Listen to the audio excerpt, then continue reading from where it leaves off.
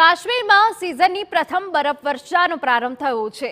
બરફવર્ષાના કારણે અદ્ભુત નજારો જોવા મળ્યો। ગુલમર્ગમાં ચારે તરફ બરફની ચાદરો પથરાઈ ગઈ। બરફવર્ષાનો આનંદ માણવા પ્રવાસીઓ ઉમટી પડ્યા। પ્રવાસીઓ માટે બરફવર્ષાના કારણે આનંદ છવાઈ ગયો। તો આપને ગુલમર્ગના દ્રશ્યો બતાવી રહ્યા છે કે જ્યાં ચારે તરફ બરફની ચાદર છવાઈ ગઈ। જો કે અદ્ભુત નજારો જોવા મળતા પ્રવાસીઓમાં પણ ખુશીનો માહોલ જોવા મળ્યો। તો તાપમાન ઘટતા ઠંડીના પ્રમાણમાં પણ વધારો થશે।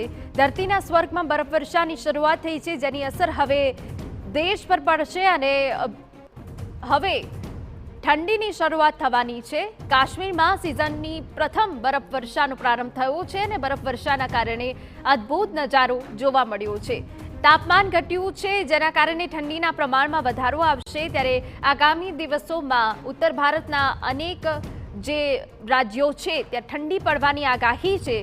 ગુજરાતમાં પણ ઠંડીની શરૂઆત થઈ છે, ત્યારે ગુલમર્ગમાં ચારે તરફ હાલ તો બરફની ચાદરો જોવા મળી રહી છે।